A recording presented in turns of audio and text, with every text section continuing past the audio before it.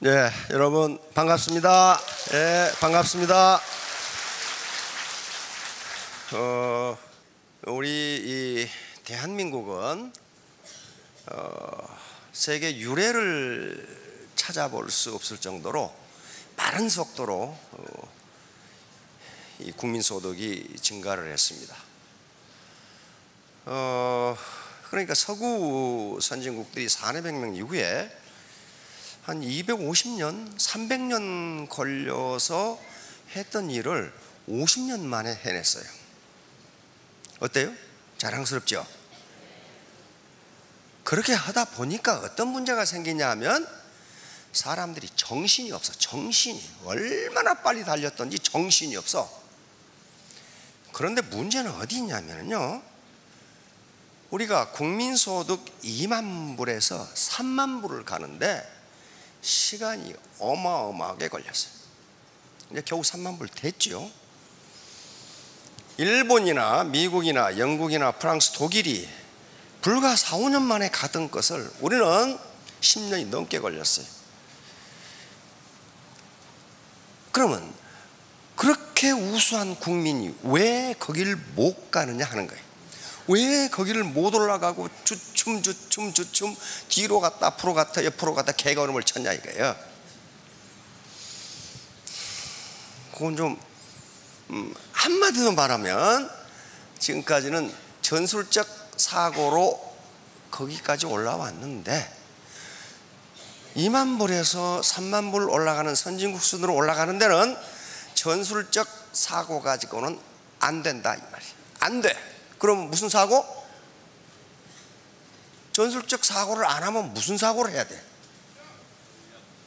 전략적 사고. 전술과 전략이 어떻게 다른가? 그것은 군사학적으로 정의가 있지만 그 이해하기 어려우니까 할매도 이야기할 수 있는 말로 정의하면은 전략적 사고는 자기가 판을 짜는 거고, 전술적 사고는 누군가가 짜놓은 판에서 뼈 빠지게 일하는 게 전술적 사고예요. 지금까지 우리가 2만 불 올라오는데 기술 개발, 학문 개발 우리가 했나요? 안 했어요. 선진국들이 이미 해놓은 것을 우리는 정말 밤낮으로 일해가지고 2만 불 고지에 올랐습니다. 거기까지가 이제 한계예요. 그게 이제 중진국의 선두자리예요. 그런데 후진국에서 중진국으로 올라오는데 어려움, 난이도가 5라면 중진국에서 선진국으로 올라가는 데는 난이도가 50이 넘어요. 10배가 넘어. 왜? 지금까지 우리는 전술적 사고만 했지 전략적 사고를 해본 적이 없어. 우리가 판을 짜서 그 판을 움직여본 적이 없어요. 그러면 이 짭이 없어지는 시대에 전술적 사고만 해가지고는 안 된다 이 말이에요. 왜? 직장을 주는 놈이 없어. 주는 놈이 없어요. 점점 없어지죠. 직장이 점점 없어져. 그러면 자기가 판을 짜야 돼요. 이게 전략적 사고예요. 이제 그렇지 않으면 현상을 타파할 수 없어요. 전략적 사고. 자기가 자기 잡을 만들어야 돼. 자기 직장을 만들어야 돼. 자기 시스템을 만들어야 된다. 서민이 할 수 있는 유일한 방법은 기존의 네트워크 회사에 들어가서 자기 판을 짜는 수밖에 없어요. 아무도 그걸 짜주지 않아요. 내가 짜야 돼. 내가 짜면 내가 누구가 돼요? 내가 전략가가 되는 거예요. 전략가가 돼야 이 난국을 극복할 수가 있어요. 아무튼 이제 우리는 전략적 사고를 해야 되는데, 전략적 사고를 해야 된다는 것을 우리 그러면 국민이 모르냐? 알아. 한 20년 전부터 창의성이 중요하다, 창의성이 중요하다 그 말 자꾸 했어요. 그렇죠? 근데 창의성이 중요하단 말을 자꾸 한다는 건 무슨 얘기예요? 창의성이 없다는 걸 얘기해요. 창의성은 다른 게 아니에요. 내가 판을 짜는 거예요. 누가 짜는 판 속에서 내가 하는 게 아니고 내가 판을 짜는 거예요. 자, 그러면 여기 이거 외워두세요. 무슨 등자입니까? 어를등. 굉장히 공부를 잘하시는 분들이. 이 고자는 높을 코. 자자는 스스로 자, 스스로 자인데 여긴 전치사입니다. 뭐뭐으로부터, 영어로 from이에요. from. 이 자자는 사람의 코를 보고 만든 글자입니다. 콧구멍 2개 딱딱 뚫려 있죠. 이렇게 여기로부터 그 말이에요. 자, 비는 낮을 비자입니다. 낮을 비, 비천하다 그런 말 들어봤죠. 야비하다 할 때 낮을 비자. 그러니까 높은 곳에 오르려 하면, 오르려는 사람은 어디서 출발해야 된다? 낮은 곳에서부터 출발해야 된다. 자, 이 말이 중용에 나옵니다. 자, 다음. 자, 등고자 군자 지도. 중용에, 중용시 5장에 나오는데 군자는 여기서 옛날 같으면 임금 아들인데 옛날은 귀족이었고 지금은 신사숙녀가 군자입니다. 신사숙녀가 군자고, 신사숙녀가 못된 사람은 소인이라고 불러요. 여기서 군자는 그러니까 오늘날은 리더입니다. 리더. 왜냐하면 그 당시에 군자는 전부 리더였어요. 리더였다고요. 리더의 도는 이렇다. 이 비여는 비유컨대 뭐뭐과 같다. 그 말은 비유컨대 행원, 멀리 가려는 사람은 반드시 가까운 곳으로부터 출발해야 된다. 서울을 가려면, 여기서 가려면 여기서부터 출발하는 거지. 그렇죠? 그 다음에 비유컨대 뭐뭐과 같다. 높은 곳에 오르려 하는 자는 반드시 낮은 곳으로부터 출발된다. 이거 굉장히 중요한 말입니다. 이 말이 중용에 나오는 말인데 2500년간 살아남았다는 것은 이 말이 맞다는 것을 의미해요. 여러분, 복권 어디 로또 당첨되신 분 손 한번 들어보세요. 아, 이렇게 많은 분 중에 로또 당첨이 한 분도 안 됐다 이 말이야. 이거 이렇게 억울할 수가 있나 이거. 근데 미국이나 영국의 복권은 뭐 10억 그런 게 아닙니다. 몇 천억, 몇 조 그러죠. 그런데 영국에도 그런 말이 있는가 봐. 복권 당첨되는 사람은 폐가 망신하고 죽는다. 노숙자로 죽는다. 그래서 실제로 BBS에서 그걸 조사해 봤어요. 실제로 복권 당첨된 사람들이 어떻게 사는지. 그랬더니 5대5에 50%는 당첨되기 전보다 훨씬 행복하게 살고 50%는 마약 중독, 알코올 중독으로 신용불량자로 무허가 모텔에서 죽어갔어. 그 차이가 뭔가를 연구하는 게 학자들의 도리야. 그렇죠? 그 차이는 어디서 오는 건가? 그건 간단합니다. 복권 당첨된 뒤에도 자기가 지금까지 하던 일을 계속하는 사람은 더 행복해졌어요. 그 말은 무슨 말이에요? 자기가 하는 일에 보람과 가치를 느끼는 사람들은 복권 아니라 복권 할아버지가 돼도 그 일을 계속한다는 거예요. 그러나 자기가 하는 일의 가치와 의미를 모르면은 바꿔, 당첨된 즉시 바꿔. 근데 주변에 보세요. 뭐부터 바꿔? 마누라부터 바꾸기 시작해. 이게 마누라가 아무래도 내 복권을 가져갈 것 같아.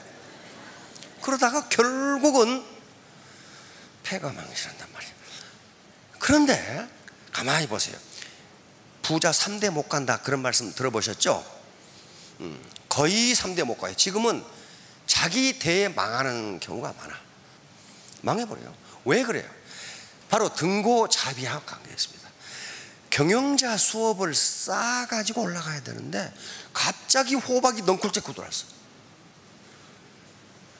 망해버린 거예요. 그걸 감당할 능력이 없어. 자, 다음. 자, 한번 같이 읽어봅시다.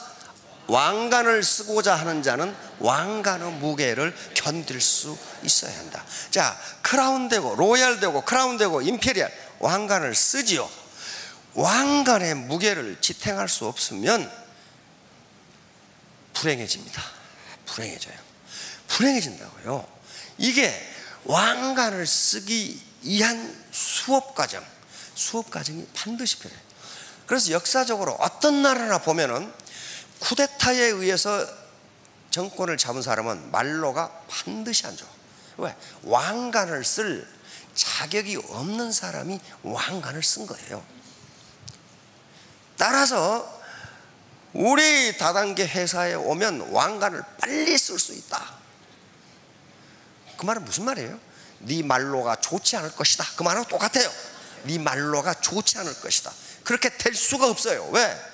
우리 대한민국은 엄연한 법이 있고 그리고 안정된 경제입니다. 대한민국에서 일확천금하는 방법이 없어요. 왕관을 쓸 자격이 없는 사람에게 왕관을 씌워주면 굉장히 불행하게 돼요. 그러니까 애터미에서 세일즈 마스터에서 임페리얼까지 올라가는 과정이 시간이 느린 것 같지만은 왕관을 쓸 수 있는 리더십을 개발해 주는 과정이에요. 쓸데없이 그런 거 하는 거 아니에요. 자, 이제 이거예요. 근데 서구는 어떻게 선진국이 되었는가? 그 의문이잖아요. 어떻게? 그리고 지난 200년 동안 우리가 어째서 서구의 지배를 받았는가? 한마디로 말해 산업혁명이 늦었어요. 산업혁명이 늦으면 그 국가나 개인은 반드시 지배를 당합니다. 반드시. 그 역사의 법칙이에요. 반드시. 그건 예가 없어. 반드시 당해요. 서구가 산업혁명이 빨랐어요. 그때 산업혁명 하기 전에 뭐 했어 서구는? 대항해 시대. 바다로 나간 거예요. 밖으로 대항해 시대가 열린 거예요. 서구는 그렇게 했어요. 그런데 여기 중요한 점은 서구에서 자본주의가 생겼습니다.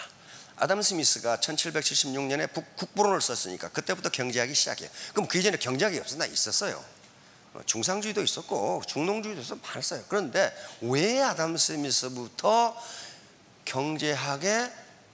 아담 스미스를 경제학의 아버지로 치느냐 하면은 그 국부론회가 오늘날 GDP, GNP, 국민소득의 개념이 들어있어요. 그 이전에는 그게 아니었거든. 그래서 거기서부터 따져도 서구의 산업혁명은 250년 전에 일어났어요. 250년 전에. 우리는 1960년대 시작했잖아요. 자, 그런데 여기서 문제예요. 막스 베버라는 사람이 있어요. 이게 프로테스탄트의 윤리와 자본주의 정신이라는 아주 빛나는 논문이 있습니다. 이게 지금 책으로 나와 있죠. 우리 서점에도 계속 나와 있어요 지금. 자, 이분이 논증한 게 뭐냐면 이게 아주 엄청나게 중요한 논문인데, 자본주의 생산양식, 자본주의 제도가 생기기 전에 뭐가 있었다? 자본주의 정신이 먼저 있었다는 거예요. 자본주의 정신. 영리, 즉 내 이익을 보기 위해서 장사하고 물건을 파악을 하는 것은 고대 사회에도 있었고 아라비아에도 있었고 중국에도 있었고 인도에도 있었어요. 그러나 거기에 그 나라들이 선진 자본주의를 건설하지 못한 이유는 어디 있느냐? 이거예요. 자본주의 정신이 없었다는 게 자본주의 정신. 이걸 논증함으로써 자본주의의 우월성이 증명이 됩니다. 다시 말하면 청교도 윤리, 프로테스탄트 윤리가 시장으로 나온 게 자본주의 윤리예요. 그것이 종교 윤리가, 교회 윤리가 시장으로 나온 거예요. 그럼 우리는 어때요? 우리에게 전통 윤리 사상이 굉장히 좋은 것들이 많아. 그렇죠? 근데 그게 시장으로 나오지를 못한 거예요.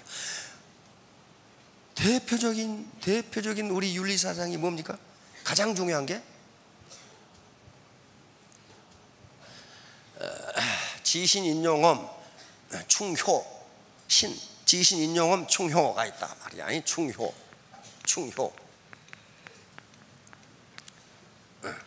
지신인용엄 신이 있고,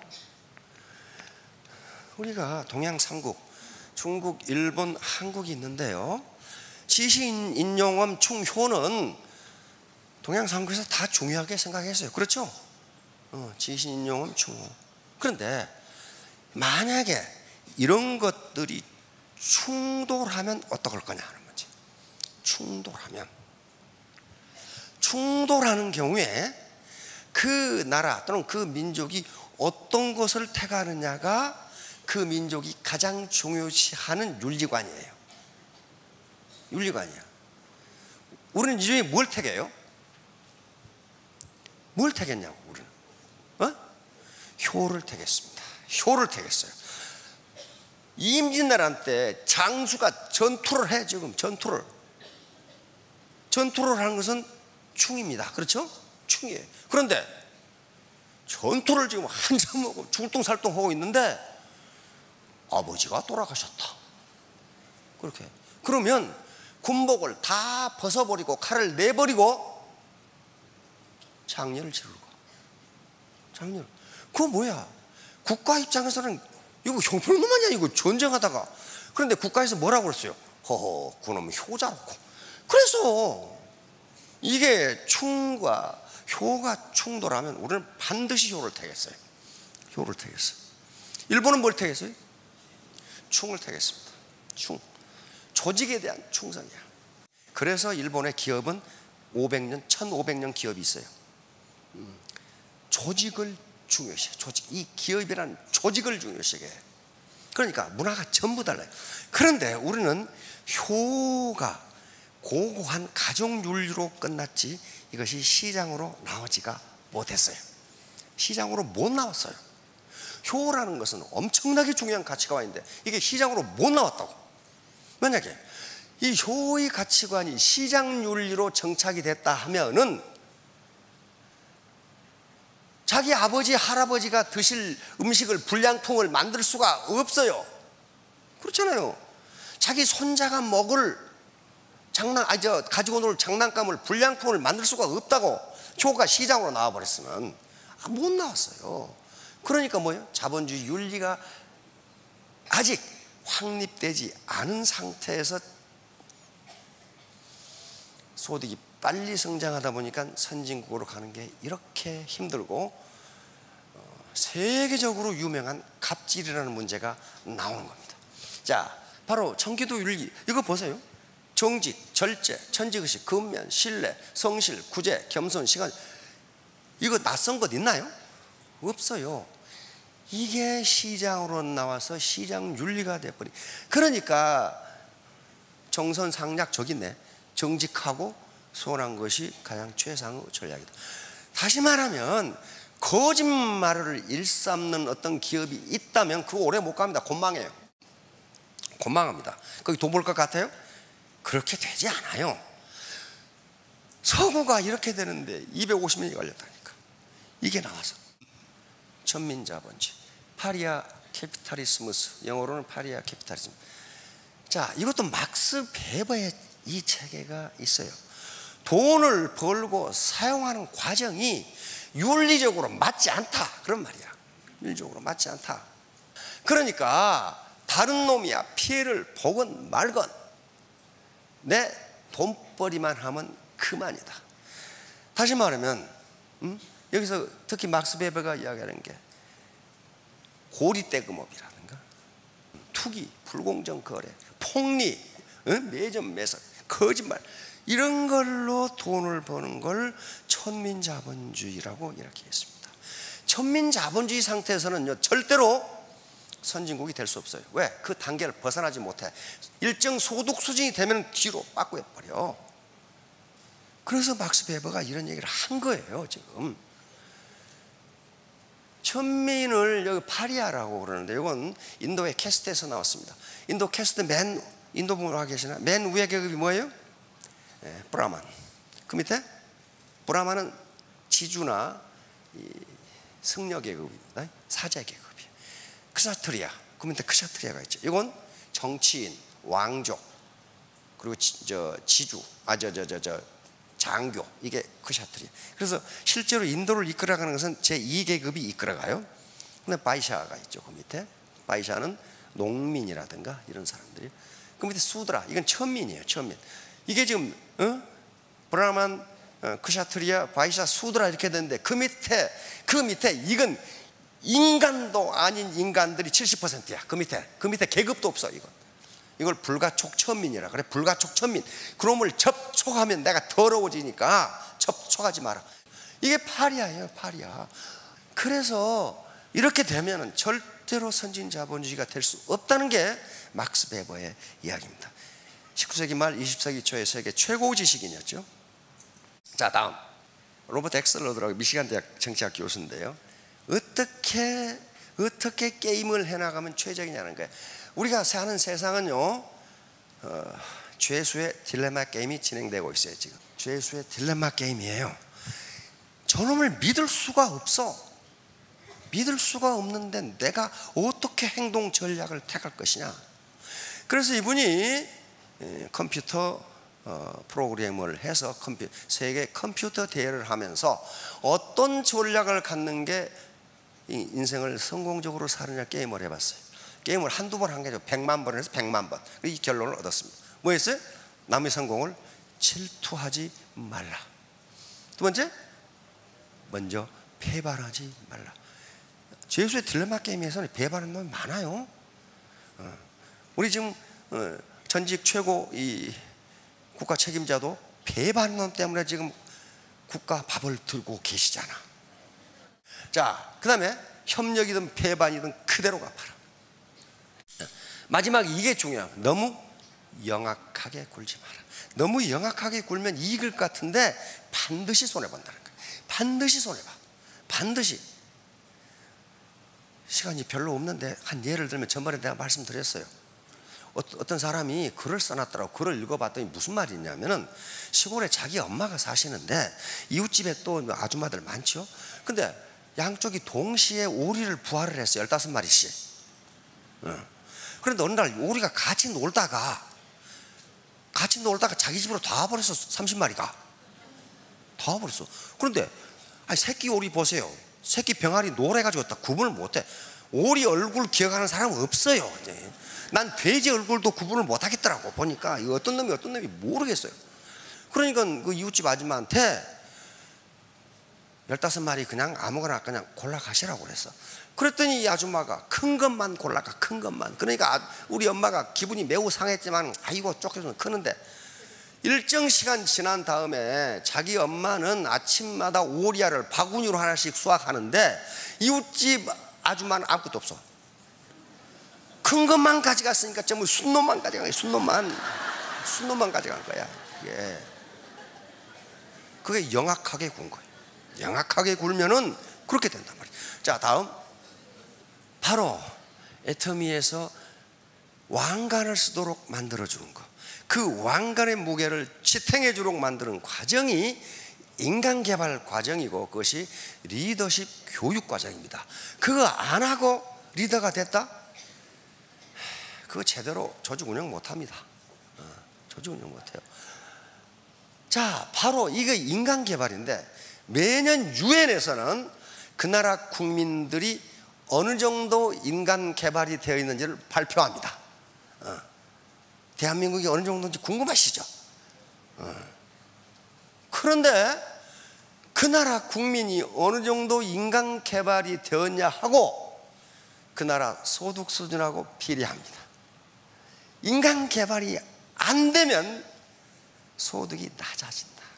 인간 개발이 안 되면. 자, 봅시다. 자, 그러니까 이 인간 개발이 돼야 애터미도 성공할 수 있고 고소득을 올릴 수가 있어요. 그래서 이렇게 좁아 터진 데에 앉아 계셔가지고 이 말씀을 들으시는 거예요. 예, 전략적 사고를 하기 위해서 그런단 말이야. 전술적 사고. 그건 누가 해놓은 판에 가서 자기가 열심히 일해봐야 골병만 들지 별로 얻는 게 없어요. 보세요. 1.0 만점입니다. 우리가 선진국이라고 하는 나라들이 다 들어있죠. 여기서 0.800 이상이면 베리 하이에 속합니다. 그 나라 인간개발은 매우 잘 돼 있다. 우리나라 어디 있어요? 엄청나게 높아요. 세계 22위로 인간개발이 되어 있어요.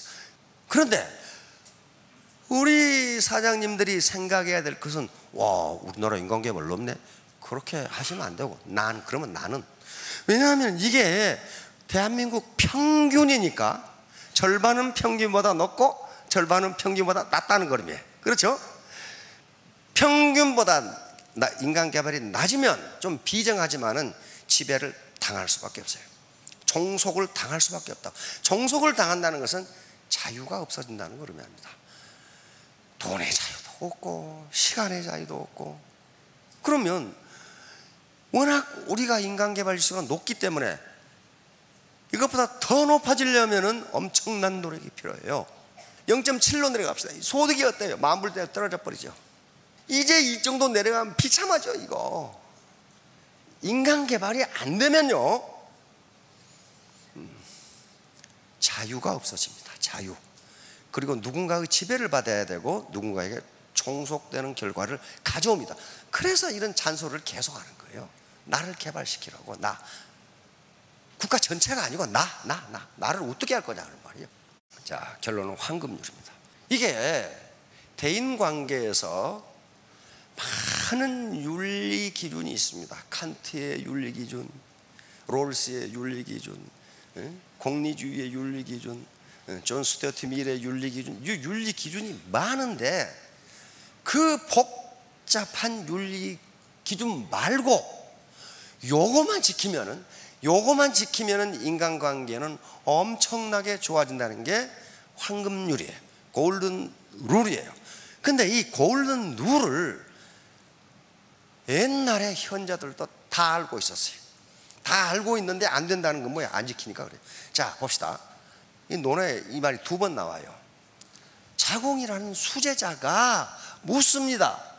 한마디 말로 평생토록 행할 만한 것이 있습니까? 하고 자기 스승의 공자에게 묻자. 있다. 그것은 바로 서일 것이다. 이 서자가 무슨 서자죠? 용서할 서자입니다. 용서할 서자예요. 근데 여기서 서는 뭐라고 같냐면은 인하고 같습니다. 인하고 같아요. 뒤에는 이 말이 또 나오는데 이걸 인을 설명하면서 이야기합니다. 인은 인자, 이냐, 사람입니다.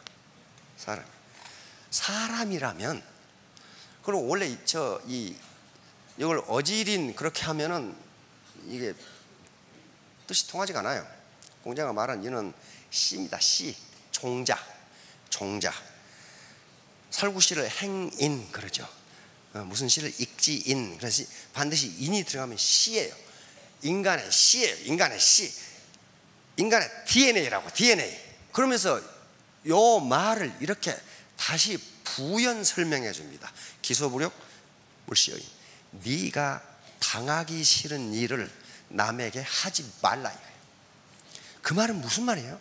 인간은 너나 나나 공통적으로 당하기 싫은 일이 있다는 거예요. 그런데 네 씨에다 물어보니까 누가 나한테 사기치는 거 싫어. 그러면 너도 그놈한테 사기치지 말라. 누가 나를 부려먹는 게 싫어.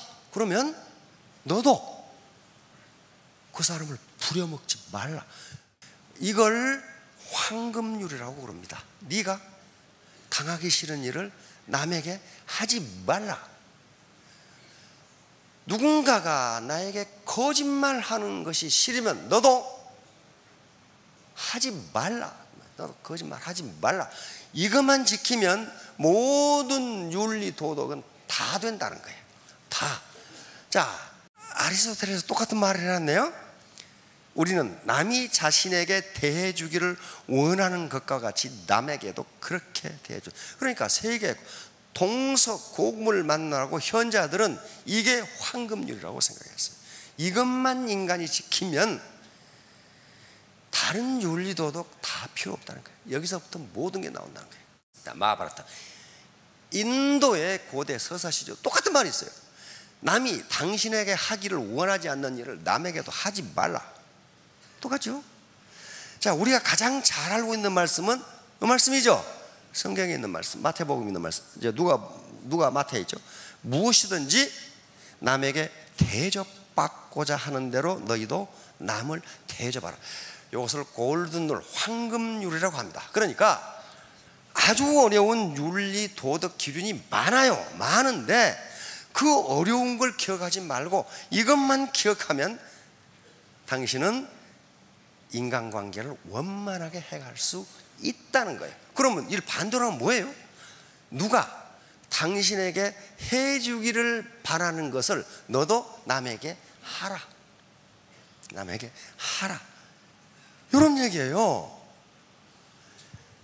이렇게 되면 애터미 사업은 보나마나 3년 5년 후에 로얄 마스터 되십니다.